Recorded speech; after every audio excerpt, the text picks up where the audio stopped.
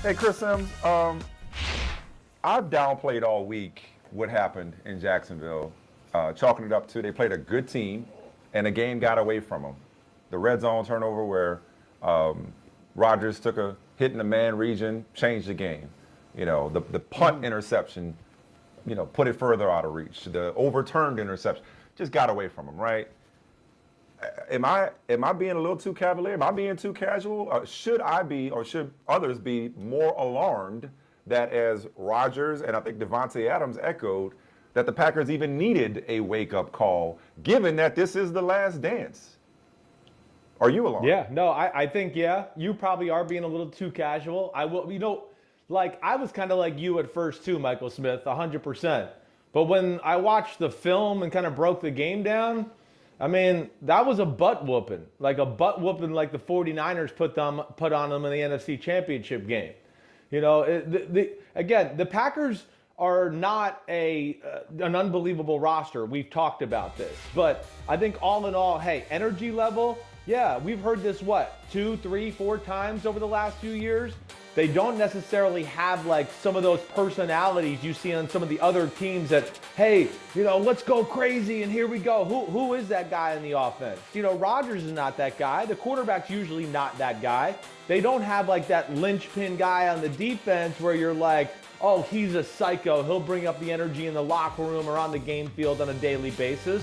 And, plain and simple, up front on both sides of the ball, they got demolished, especially on offense.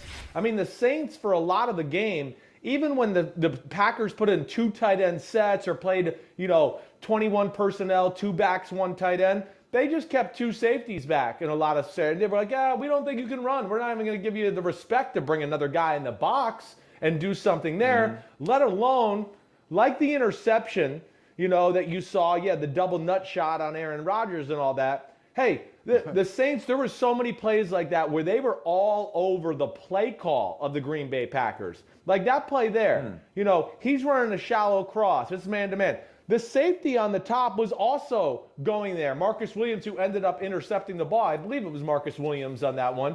But he ends up, they knew that play was coming. As soon as they lined up in the formation, they knew it was there. And again, I don't think it's a roster that like scares people. I think, listen, I'm one that's going to tell you, I think their weapons are overrated. I don't think Devontae Adams is the top receiver in football. He's not Tyreek Hill. He's not DK Metcalf. He's not DeAndre Hopkins. I can keep kind of going down the list. He's awesome in fantasy, but he needs some system help.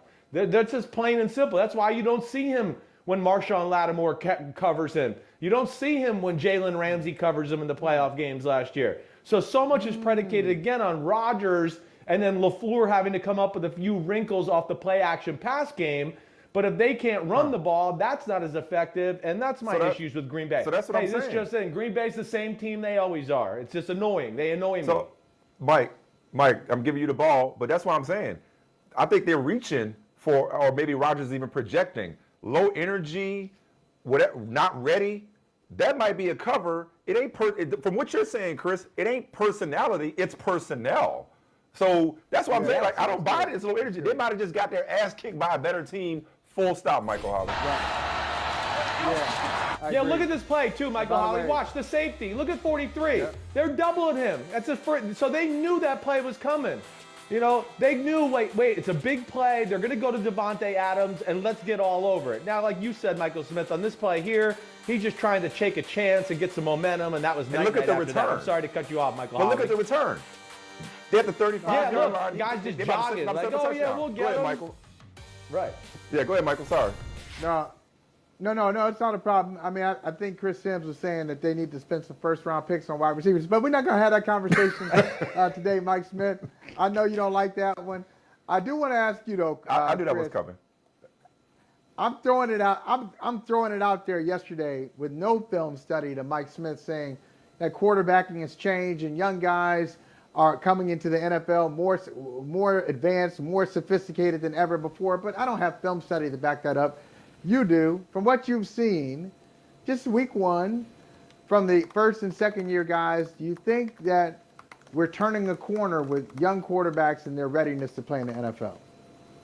100%. I think it's been going on for a few years, really. I mean, hey, we can go back to Joe Flacco and Russell Wilson, right? I think that's where almost it started, where you just see guys that they don't blink. They're not scared. Like, oh, so what? I'm a rookie. So what's this the first game?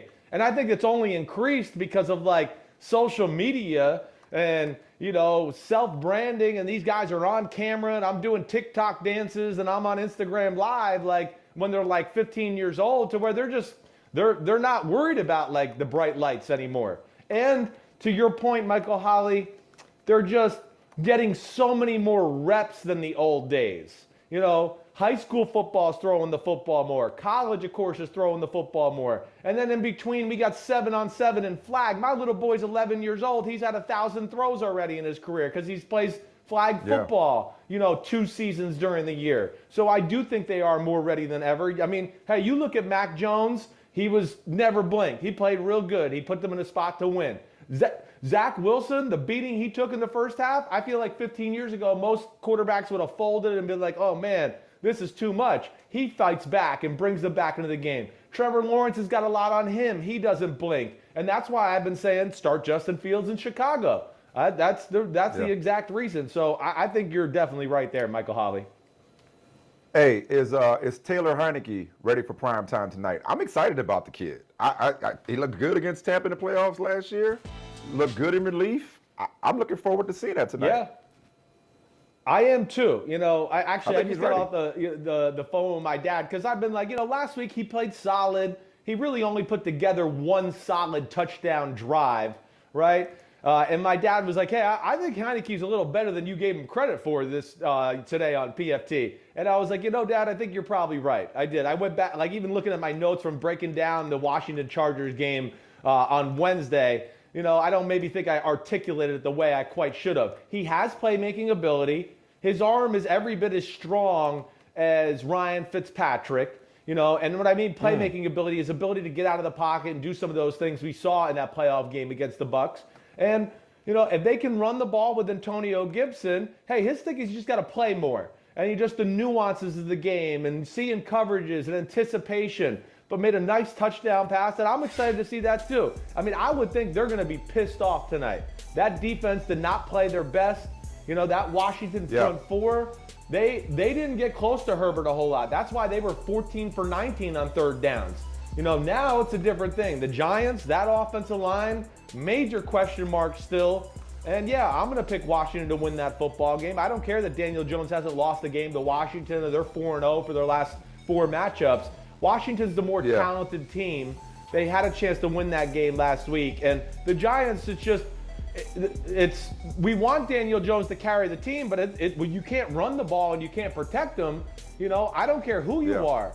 And you're not going to carry the team. And Daniel Jones is not Josh Allen or Mahomes or one of those guys that's just going to say, get on my back, guys. I got us today. That's not him. Right.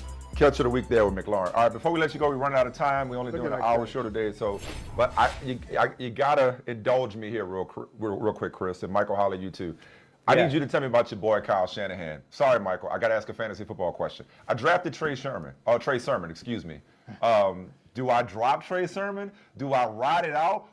I didn't get Elijah Mitchell on Wednesday morning. Somebody else put up $100 when I was going to put up $100 and they had waiver priority over me. What do I do? They pick up Trent Cannon. What the hell am I supposed to do? Is Trey Sermon in the doghouse forever, or should I ride it out or cut my losses? What do I do? What does Kyle Shanahan tell me? I think now that you got the injury, you should ride it out, probably. I still think he probably, I would imagine, would be one of the top 3 running backs in the rotation now that we got no Raheem Mostert. But the one thing I know about Shanahan, he wants no hesitation in his running backs. He wants you to run when there's a hole. You better not make a business decision or go somewhere else. You better be ready for the car wreck. And that's what he wants. And I think that's probably where Trey Sermon didn't jump out in the preseason as, compared to maybe Elijah Mitchell. JaMychal Hasty, I think you're gonna see him get his carries just because he runs like that. That's why they get injured a lot too at the running back position there in San Francisco, because Shanahan does not take any nonsense. He's like, hey, if you don't go in there 100 miles per hour, I'm getting you out, and that'll be the end of it. So I would say ride it out. I would say that, but I don't have any inside info, so don't be thinking I talked to Kyle and he told me something like that. All right. Good talking to you, man. We'll Man, see you look at next week. We appreciate it. Thanks, bro. Great. Oh, always, guys. Be Chris good. Chris Sims, go Yankees, baby. Go Yankees. Oh, wow. Wow, what a slide. I don't like you. I don't like you. Is this how you treat your guests? Get out of here.